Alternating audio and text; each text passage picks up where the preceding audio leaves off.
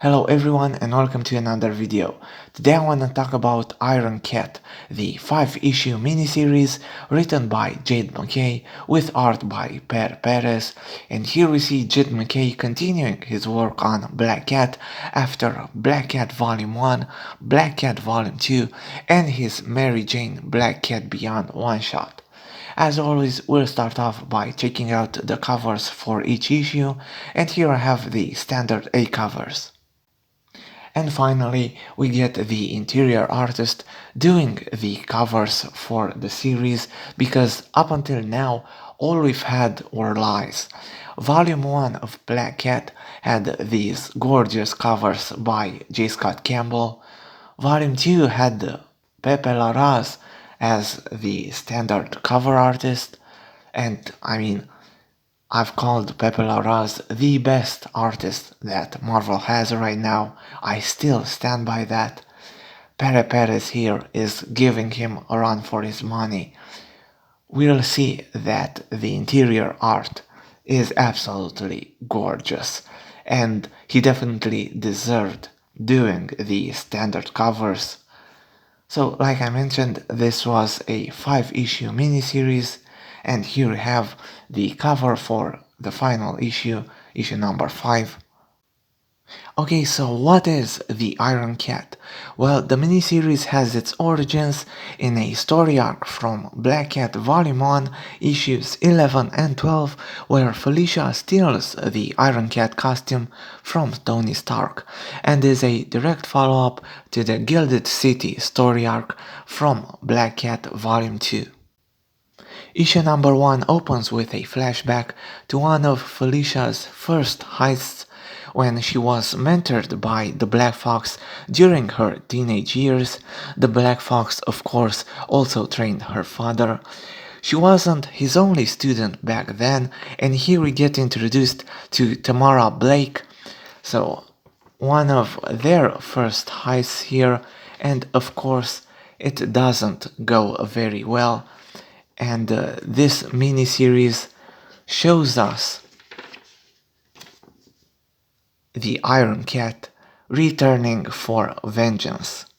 Now, of course, the Iron Cat is Tamara Blake. Spoilers, but listen, I did a review of this first issue when it first came out, and back then I didn't want to spoil this. It's been enough time. So I don't think it's that much of a surprise, especially considering the controversy that surrounded this first issue. So Tamara Blake stealing the Iron Cat costume from Tony Stark, it just gets to be a habit right now.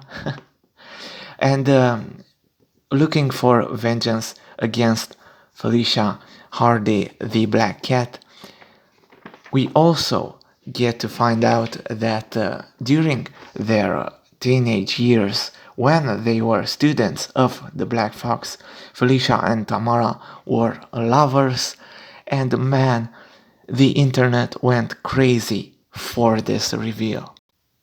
And that was such a weird reaction, like, oh no, Marvel is ruining another character by making them gay or bisexual in this case. And it's like, guys, it's the Black Cat. How are you not seeing this as an absolute win for the boys? The miniseries has art by Perez, which does an amazing job. We can see out of all of Jed MacKay's issues, these done by Perez are by far the most gorgeous ones. Carlos Villa, who started off in the end of Black Cat Volume 1 and continued through Black Cat Volume 2, was amazing, but Perez here, just a league of his own. He also did the art for the Spider-Woman series, which Marvel cancelled. Definitely check that out, or look forward to my review of that. But back to the controversy. So Marvel introducing Tamara Blake and revealing her as Felicia's ex-girlfriend, and the internet went crazy. And again, I just couldn't see it. I mean, how is this not a win for the boys? Just look at this. And especially if you think that Felicia was young back then. I mean, she was experimenting. How are we seeing this as a bad thing? I don't know. It was very weird. But it was also annoying because they didn't mean it. I mean, everyone that got quote unquote offended by all of that, it was all for show because as the miniseries went on, no one cared. They just wanted something to yell about. Well, I cared, and in my review of the first issue, while I did call it one of the best issues of the year, and I definitely stand by that opinion, I did complain about a simple fact that the first issue made Felicia look weak. I mean, after her encounter with Tamara, she of course gets away and then goes to Tony asking for help. And she's like, please help me. Oh, my ex-girlfriend is trying to kill me with super science. And something funny, Tony's go, oh, I know that feeling. But I didn't like how they portrayed Felicia as looking weak here. And that was a genuine concern. Which continued in issue 2 here, where we got more information on Tamara, and we found out how she stole the Iron Cat costume from Tony, and she was like, oh, Tamara was always smarter than Felicia. And I can understand that, but come on, smarter than Tony Stark, please. So yeah, this definitely raised some concerns, but Jed MacKay, of course, doing an amazing job with those, assuring us that no, he knows what he's doing. And just by the second issue, we find out that Tamara wasn't alone in her actions. She had the help of Madame Menace, who's actually Tony's ex-girlfriend.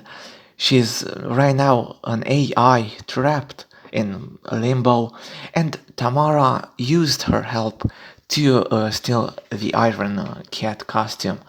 And this is why I spoiled, quote unquote, the reveal of who the Iron Cat is, because that doesn't actually matter even by the second issue.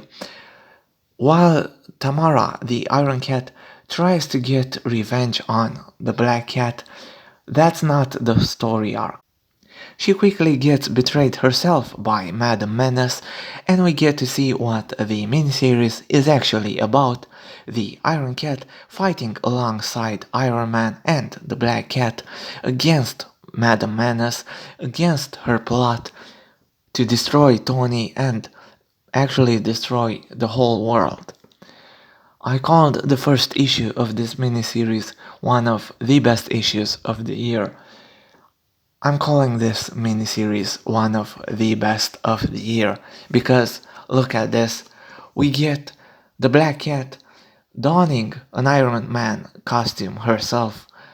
Another one different from the Iron Cat. And we get again Perez shining with the art. Just look at these pages right here. Absolute perfection, absolutely gorgeous. Again, highly recommend this. The story itself is just a short episode. The good guys fighting a world threat we've seen this before. Heck, we've seen the actual threat. We'll see how Madam Menace operates. We've seen this times and times again, but the art is the true star of this. And if you're gonna get it for the art. That's not to say, of course, that Jed MacKay does a lackluster job. He's been better and better with his Black Cat run.